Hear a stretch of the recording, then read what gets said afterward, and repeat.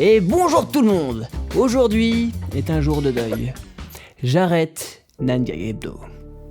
Déjà parce que je trouve ça con de me limiter à un seul site. Ça m'est arrivé plusieurs fois de taper le sujet dont je voulais parler sur la barre de recherche de Nangag pour trouver un post qui parle du sujet dont je voulais parler. Ensuite, aujourd'hui, Nangag a une très mauvaise image, en particulier dans le vol de contenu. À chaque fois que j'utilise une vidéo, j'essaie de faire le maximum pour la sourcer, de trouver le créateur original et de le créditer sur la vidéo. Et spoiler alert, c'est pas sur Nangag que je trouve mes sources. Je suis bien souvent obligé de faire une recherche inversée sur Google Images pour espérer trouver les originaux. Et pourtant, cette communauté est souvent en quête de la source exacte sur certains contenus. Captain give the sauce. Et on va pas se mentir, même si la communauté Nangag est super, elle est aussi souvent très border. Par exemple, à chaque vidéo d'accident de voiture, le commentaire qui revient le plus souvent c'est... Est-ce que c'était une femme au volant ? Étant un peu candide sur internet, il y a des gens qui sont méchants sur Twitter. J'ai mis du temps à m'en rendre compte. J'ai donc décidé d'arrêter Nangag Hebdo.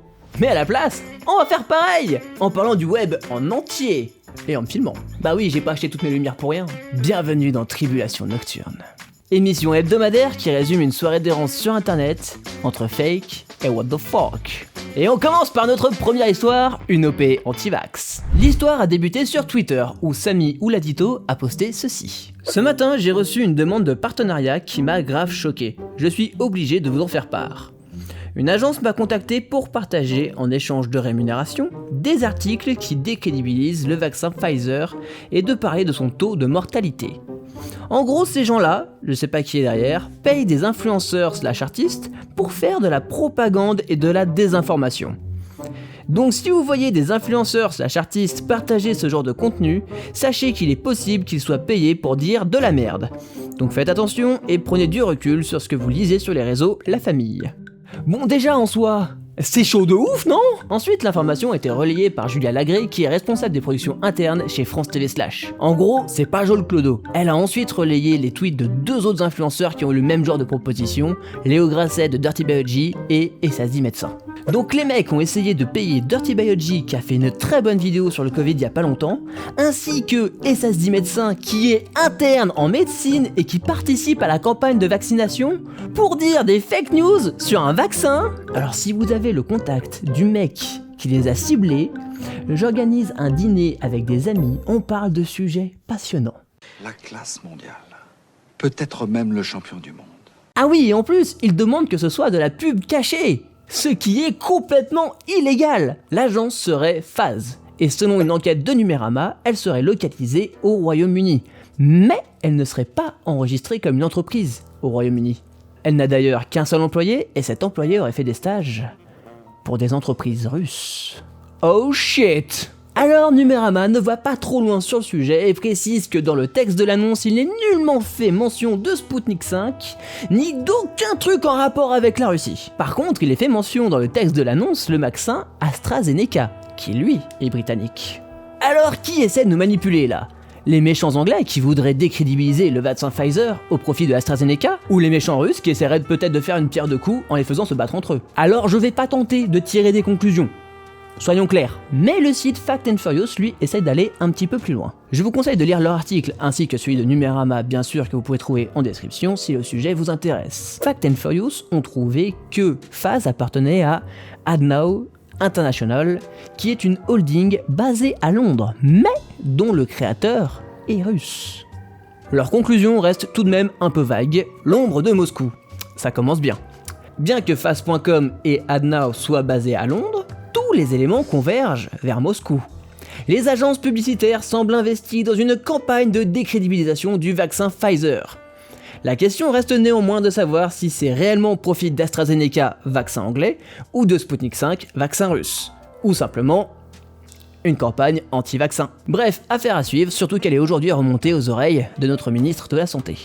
Le 18 mai dernier, un avion a fait un vol commercial avec du biocarburant. La nature va enfin renaître! C'est la solution! Pas du tout! Alors j'entends déjà arriver les « Oh mais vous faites chier là, on arrive à faire décoller un avion bio là, c'est bon, vous allez pas nous casser les... » Eh oui, je suis désolé, mais on est encore en plein greenwashing. Explication. Déjà, le bon côté.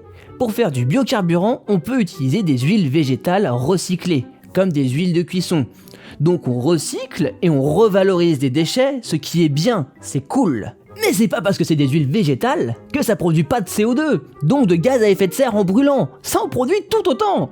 Alors pourquoi on appelle ça des biocarburants ? Et bien parce que ça s'inscrit dans un cycle. On extrait l'huile d'un végétal, on la brûle pour faire de l'énergie, le CO2 va dans l'atmosphère, une fois qu'il est retombé et réabsorbé par les plantes, il retourne dans la plante qu'on va réextraire, etc., etc., etc. C'est un cycle. Alors que quand on brûle du pétrole, avant que ça redevienne du pétrole, faut attendre des millions d'années. Donc pour simplifier, quand on brûle du pétrole, on va significativement augmenter la quantité de gaz à effet de serre total. Donc vendre un autre moyen de cramer des trucs, ouais bof, c'est pas vraiment la solution. Surtout que la norme en 2021, c'est juste 1% de biocarburant dans le mélange. On va pas aller loin avec ça, hein. Donc dans le genre révolution pour se passer du pétrole, on n'y est pas encore. Et maintenant, revenons un petit moment, si vous voulez bien, sur les huiles végétales qui permettent de faire les biocarburants. Parce que je vous avais dit qu'elles venaient en partie du recyclage. Mais pas que!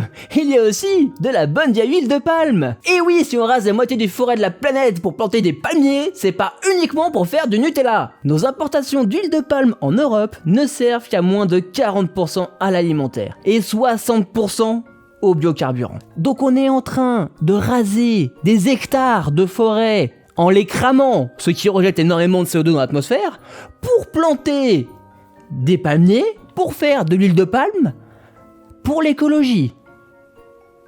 Y'a que moi qui trouve ça con. Et puis je vous parle même pas du désastre sur les espèces animales. Bref, conclusion, pour moi on est en plein dans du greenwashing, n'hésitez pas à me dire en commentaire si vous pensez que c'est pas le cas, moi je passe à la suite. Et on arrive maintenant à une section que j'ai envie d'appeler fake ou pas fake. Regardons un peu cette vidéo 9gag. Alors oui, j'ai dit que je ne traitais plus exclusivement de 9gag, mais ça veut pas dire que j'ai pas le droit d'en reparler. Nous avons un jeune homme en train de laver une voiture, tandis qu'un autre est sûrement en train de changer un pneu. Soudain, le premier se met à convulser, il est sûrement en train de se faire électrocuter. En se tournant, il arrose l'autre, qui se retrouve lui aussi du coup électrocuté. Il arrive malgré tout à couper le courant. Alors je suis pas un expert en électricité, hein, mais d'après les experts 9gag, on est sur du bon gros fake là. Alors essayons de nous dépatouiller nous-mêmes en essayant de tirer le vrai du faux. Déjà, je me rappelle d'un épisode de Mythbusters où ils expliquaient qu'il était impossible, en faisant pipi sur une rail de métro, vous savez celle qui est électrifiée, où faut surtout pas marcher, et ben en faisant pipi là-dessus, il était impossible de se faire électrocuter car c'est constitué de plein de gouttelettes et qu'il y a de l'espace entre. Donc à moins d'avoir un jet continu, il était impossible de se faire électrocuter. Quand on regarde la vidéo, on voit bien que c'est un spray, son machin.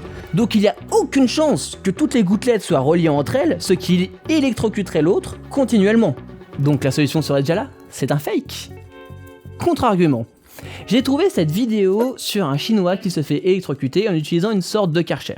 Il a à peu près le même type de mouvement et là il va se déplacer pour se sauver la vie et débrancher le câble. J'en suis venu à tirer l'hypothèse que peut-être que dans la vidéo qu'on était en train de regarder, le problème n'était pas au niveau du tuyau d'eau, mais était au niveau du sol. S'il y avait un câble dénudé qui traînait par terre et avec la flaque d'eau électrocuterait la première personne, en arrosant le deuxième, il arrose aussi le sol qui crée le courant. Si les deux personnes ne portent pas de chaussures en caoutchouc isolantes, électrocution. Et vous, qu'est-ce que vous en pensez? Dites-moi dans les commentaires si vous pensez que c'est un fake ou pas. J'essaierai de comptabiliser vos réponses pour la semaine prochaine. Quant à moi, j'irai me renseigner avec un vrai électricien et je vous trouverai la vraie réponse. Allez, on passe à la suite et on va au Japon. Ce matin, mon frère m'a envoyé un article intitulé « Tenez-vous bien ». Un train japonais arrive avec 1 minute de retard, une enquête est ouverte. Alors j'ai eu l'occasion d'aller au Japon en 2019, et oui, la ponctualité des trains, c'est un game important chez eux. Alors dans l'article, disponible en description, on apprend que si le train avait été en retard, c'est parce que le conducteur était absent pendant une partie du trajet. What? Ça paraît super dangereux, non? Alors il y avait un remplaçant. En gros, le conducteur a été pris d'une soudaine et pressante envie d'aller aux toilettes et il a demandé à l'autre conducteur de le remplacer. Bah voilà, ça va, tout va bien. Où est le problème? Eh bah le problème, c'est que l'autre conducteur, il n'était pas habilité à conduire le train. Donc il s'est posé sur le strapontin et il n'a fait que surveiller d'extérieur qu'il n'y avait pas de problème en laissant le train rouler en automatique. Il se trouve que dans les Shinkansen, quand le train roule en automatique, il va ralentir progressivement jusqu'à s'arrêter s'il n'y a pas le retour du conducteur. À son tour des toilettes, le conducteur a pu revenir et réaccélérer et ils ne sont arrivés qu'avec 1 minute de retard à la gare. Ce qui a déclenché une enquête. La SNCF en sueur. La compagnie responsable a déclaré « C'était un acte extrêmement inapproprié, nous nous excusons ». Allez, petit bonus pour finir, et on reste au Japon. Cette marque de savon japonaise a décidé d'encourager les jeunes hommes à bien se laver les mains en cachant des images de personnages de manga, nus, dans les savons. Et plus tu vas utiliser le savon, plus l'image va se dévoiler. Je crois qu'on peut difficilement faire plus japonais que ça! Alors d'ailleurs lui, il a eu la flemme d'attendre, il y est allé au cutter. Bon allez, assez d'internet pour aujourd'hui, j'ai eu ma dose. Si vous avez aimé ce nouveau format, n'hésitez pas à liker, vous abonner et à partager. Surtout partager. Allez, moi je vous laisse, je vous fais des bises et je vous dis à la semaine prochaine. Tchuss!